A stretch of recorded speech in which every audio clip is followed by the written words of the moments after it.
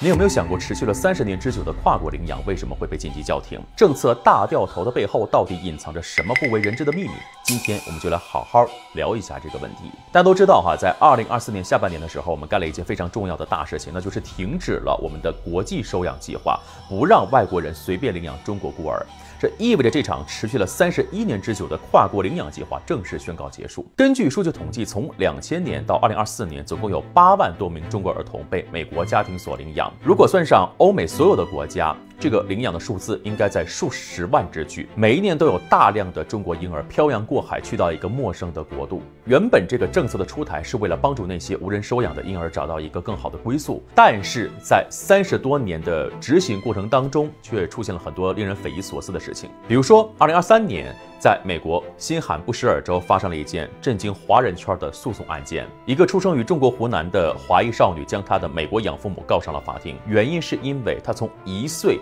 被收养开始就一直遭受非人的待遇，10余年的折磨让她非常的痛苦。根据她个人的描述，她从小就被养父母当作奴隶，在她3岁的时候就被一根狗绳绑在金属柱子上，在那个极其狭窄的小房间里面，只有一扇挂着铁丝网的窗户，房间里面到处都是报警器，只要他准备逃跑，立马就会有人过来阻止。在那个封闭的环境里，没有暖气，没有通风设备，没有水，只有一个大桶当做厕所，整个房间臭气熏天，甚至连睡觉用的床垫和床单都没有。他长时间戴着手铐，捆着绳子，有时候还需要给养父母按摩，去清理农场的动物粪便。总之，家里的重活累活全部都要他去操持。养父不高兴的时候，有时还会克扣他的食物，让他吃掉自己的呕吐物。而且不只是生理方面的折磨，他的美国养父母还会频繁地告诉他，你是被抛弃的，你的生父母一点都不爱你。通过这种精神折磨的方式对他进行精神虐待，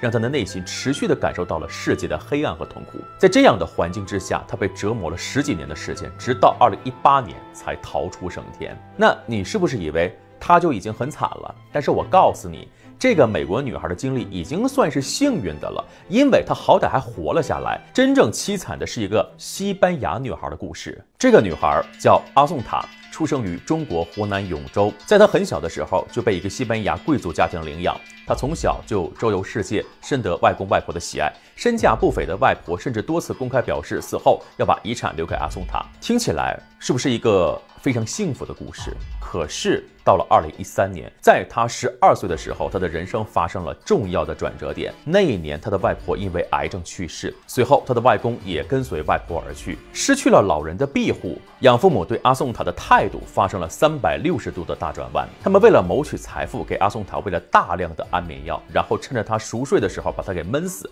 最后抛尸。更让人惊悚的是，这还不是一个谋财害命案件那么简单。根据法医的解剖提取，阿宋塔被喂食安眠药起码有3个月以上的时间。他经常在家里莫名其妙的就睡着了。然后警方在他的养父的电脑里面找到了大量阿宋塔以及一些其他小孩子的视频，画面不堪入目，并且警方还在阿宋塔的衣服上面发现了他养父的 DNA。也就是说，收养阿宋塔的养父自己本来就有恋童癖，再加上阿宋塔还拥有巨额的遗产，所以这才引发了最后的悲剧。看完了这2个案例，你就会清楚为什么曾经被广为称赞的跨国领养一下子就被突然叫停，因为背后发生了一些事情远超我们的想象。很多人总以为跨国领养全都是一些幸福的案例，他们还会拿一些真实的案例来论证自己的观点。比如说世界体操锦标赛女子全能决赛冠军摩根霍尔德，她就是被一个美国妈妈在广西领养的中国弃婴，最后成为了世界冠军。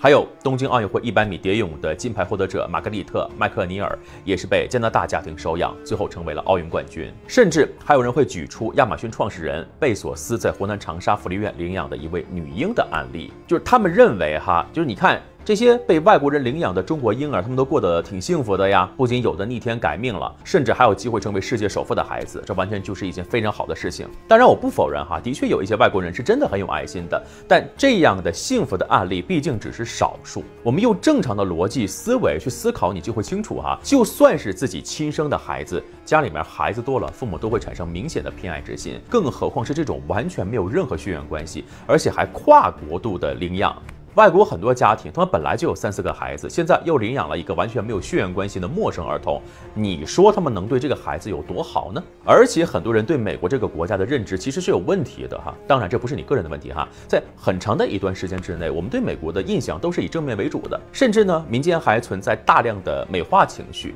这一切的根源就在于美国这个国家几十年的文化输出，潜移默化的就影响了很多东西。所以2021年杨主任在阿拉斯加的时候才会气愤地说出那一句话：“我把你们想得太好了。”这就是很多中国人以前的状况，把美国人想得太好、太善良、太充满大爱之心了。在他们的眼里，美国人肯收养中国儿童，完全就是发自内心的善良之举啊！你不要搞那些什么阴谋论来恶心人。但是随着这2个真相的大曝光，这些人现在突然沉默了。一个是美国导演乌迪·艾伦的事情。根据美国国内的曝光，这个导演他现在的妻子就是他的韩国养女，从10岁开始，他们就保持了异常亲密的举动。上大学的时候就直接公布了恋爱关系，而且他还不止一个养女，还有另外一个叫米娅·法罗的养女，也在7岁的时候被他给侵犯了。除此之外，乌迪·艾伦还收养了10多个孩子，其中有的是嗑药死的，还有在很小的年纪就是感染了艾滋。你仔细想一想，为什么会发生这种离谱的事情？